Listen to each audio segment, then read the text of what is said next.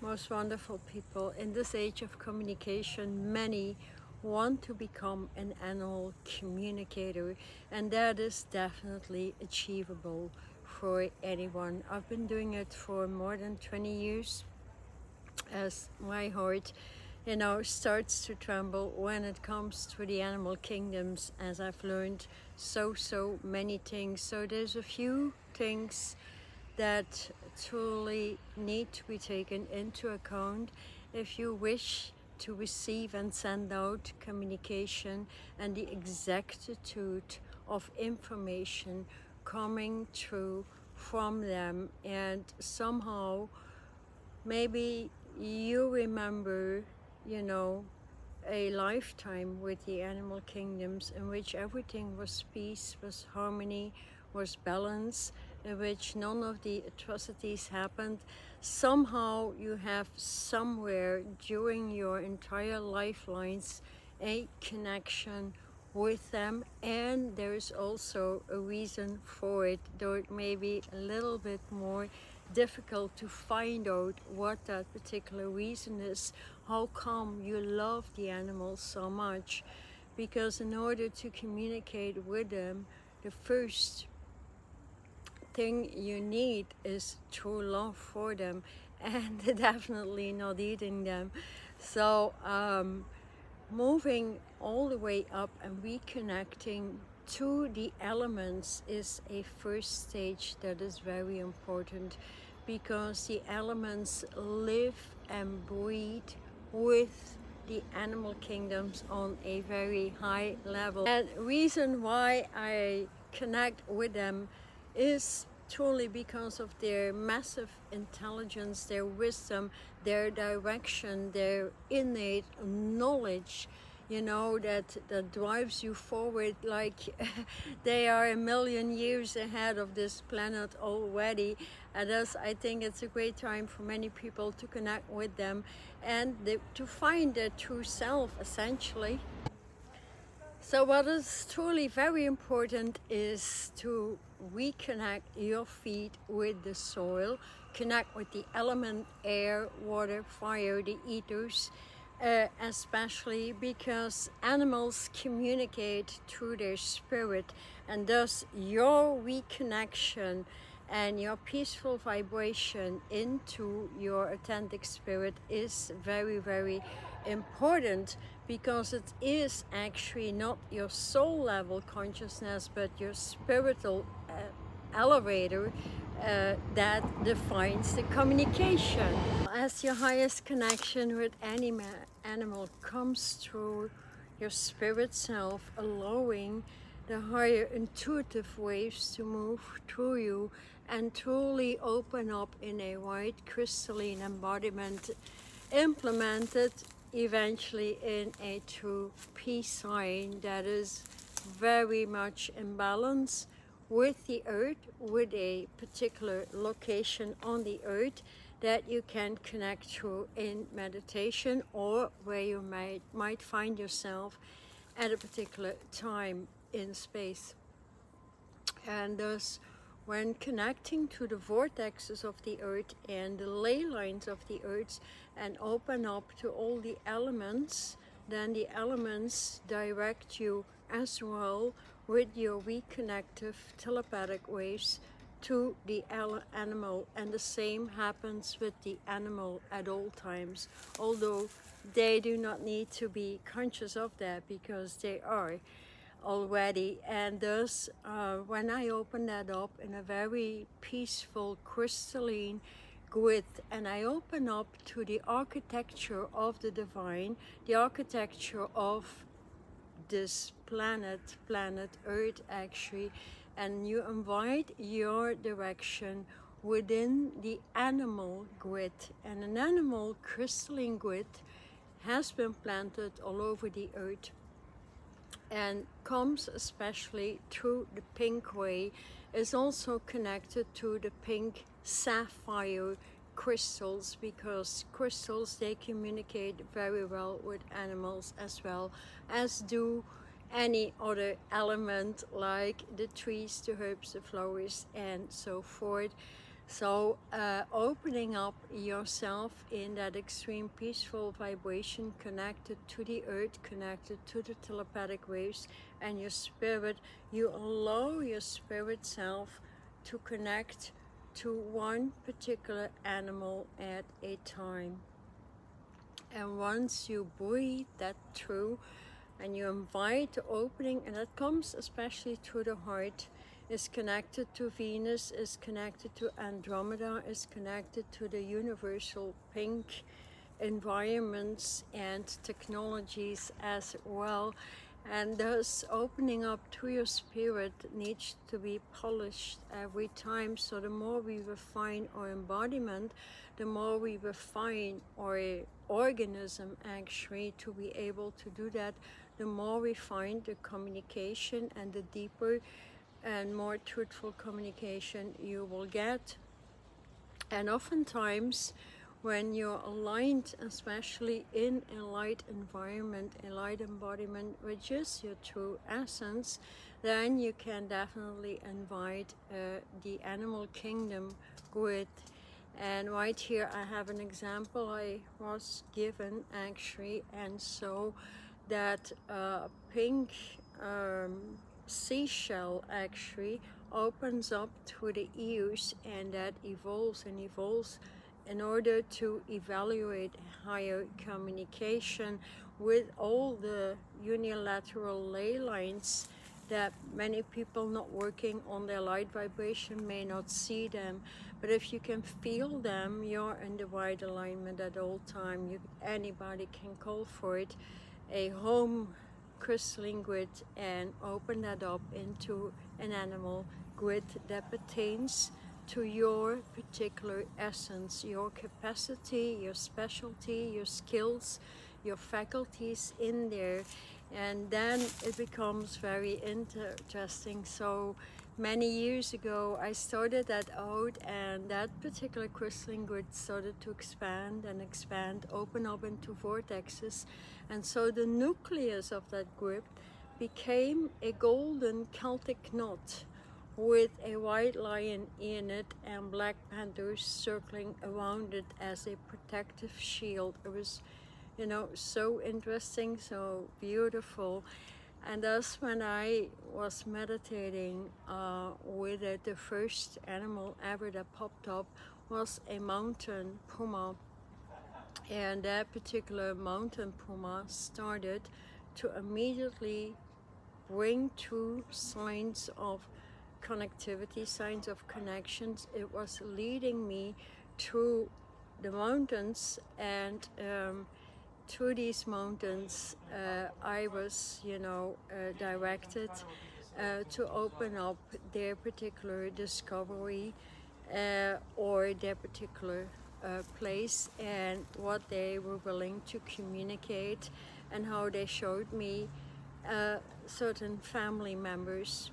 Quite often they don't do so, definitely, because there's many people placing cameras over there to capture them, and that is something they don't want, of course.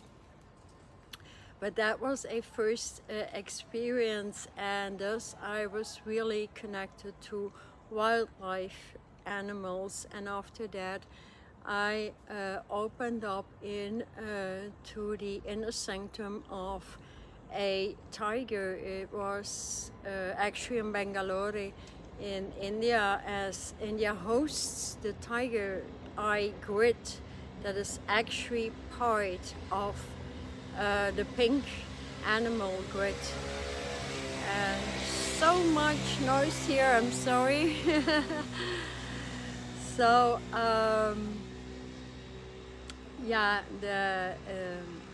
that opened up in Bangalore in a tiger's eye grid that is actually part of the pink animal grid. And so also here I got the communication, was directed through the woods somehow, and opened up the communication, what they were showing me. And I've had so many experiences, and it's actually that one animal after the other comes in when you are ready.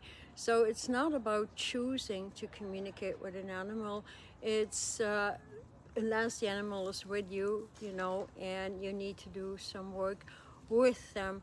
But other than that, it is very important to study your communication first in the home, in a crystalline grid, in order to practice the purity of communication, the purity of information coming through. And so another important item here is that I really connected to the bird kingdom. I got an oil, I got the black ravens, a whole community of black ravens that assisted me out of the woods when I was lost in my hometown in Belgium. That was quite an experience. I said, I'm walking around for 3 or 4 hours. I'd never been there. And so I said, at last, at least, you know, that is where my animal communication started off. So I called for any animal, and they popped up in a crow.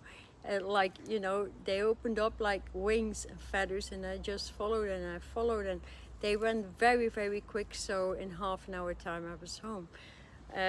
Just saying. And so after that also I opened up communication. I got a giraffe, and you know, there was information like it's spiritual science. It is, the science of spirit has not been grounded on the planet, or has not been allowed for a very, very long time. So that is very, very important. And it was actually about a communication with all the animals and how they felt, and when they got attacked, and all these things. So many times I just write that information down. And then one of, you know, at times it was like I was planning to set in grids when I see, for example, new lions entering in Lions Rock in South Africa, in Bethlehem, and how they taken from the Netherlands over there, how they're doing. And so I place a grid over there, and my feet start to feel the vortexes immediately. The communications comes through, and it's actually like once they're being rescued, like they don't suffer that, they know their trauma, but they don't suffer from it like humans do. Like they have a systems that their higher senses can recalibrate them quite quickly. And it is like many times they ask for 0% interference, because they need that space to resurrect when they're being rescued, is what they said, truly. And then everything can open up. And so it is like only yesterday I was in a good, like I'm planning to move to India next month. If you want to meet up, I'll be there mid-September, and placing up the great grids, and you know, doing things for foster kids as well, and orphans.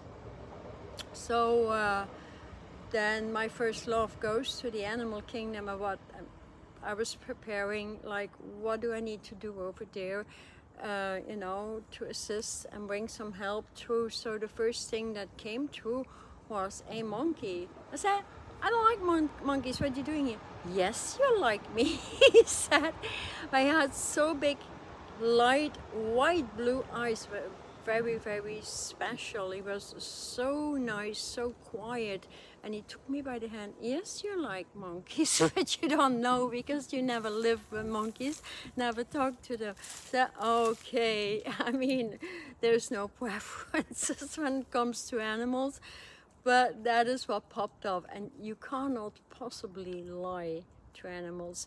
When they feel, you lie. When you feel your nerves are being agitated, when they feel fear, they just, you know, hop up and they flow away. That's not the way to do it. So here, that lovely monkey guided me all the way through, and reconnected me to where I needed to be, to where I needed to set up grids, showed me where he came from. It was Phuket in Thailand. And he was not being abused like many of his companions are trafficked or whatever, you know, happens to them at many times. And so he said there's many spaces that are unexplored, and he wants to take me over there, and you know, and the story goes on. So it's a matter of building actually a relationship with the animals, and then life becomes very interesting, because if you resurrect them, they will resurrect you, and so it can go both ways. And that is so interesting, especially, you know, for educating youth, the young ones, into the next cycle of evolution that we find ourselves up, because we need to repair the animal kingdoms, we need to repair ecology, and it's going far too slow, because the divine is already, you know, accelerating everything into the purification, and thus the communication with the animal kingdoms is going to be very, very important. As I feel many will leave, and there's nothing more beautiful than opening up a communication, writing down your messages, and do that for a week with one particular animal, and then invite a new one in your particular grid. Open that up, hold your focus, crystallize yourself, be in peace, and allow the telepathic communication waves to upgrade. Ask your spirit, your source, where you need, you know, more purification, what you can do to open your channel to the next level. Those little things have massive impact, and will make you feel better about yourself, so you don't adopt all those things. So that connection to animals is very individual, very special, and that is how they like it as well. And reason why with some people they communicate a lot, with other people lesser. Like it's not about preferences, it's about their spiritual nature, their impression, and the impression that you will give is what you will get back. So the higher your level of gifts are to them, the higher level of information will come through.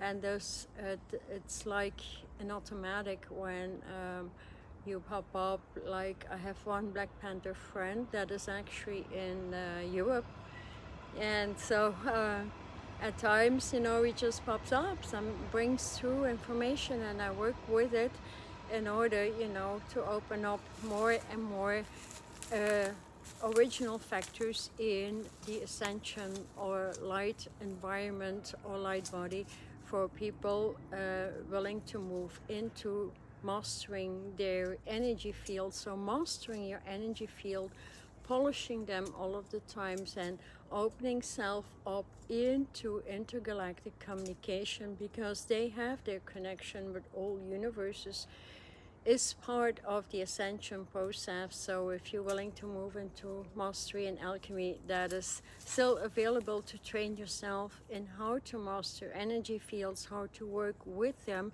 and connect these energy fields that you have also with the animal kingdoms, and so you can progress very, very fast. So the next course will definitely move from the mastery with the chemistry, the alchemy, into opening up the first levels of communication, how to open up the telepathic waves, how to ground them in, you know, all these layers within multiple universes. And that is where the telepathic waves speak through you, even at times you get the answer before the question is out. And that is very interesting. When you have that, you have everything actually. So I hope that brings a little bit of understanding here, and you can try that out. Try out one animal, make some fun out of it, and trust yourself. That's very important. Having faith and trust and belief in self.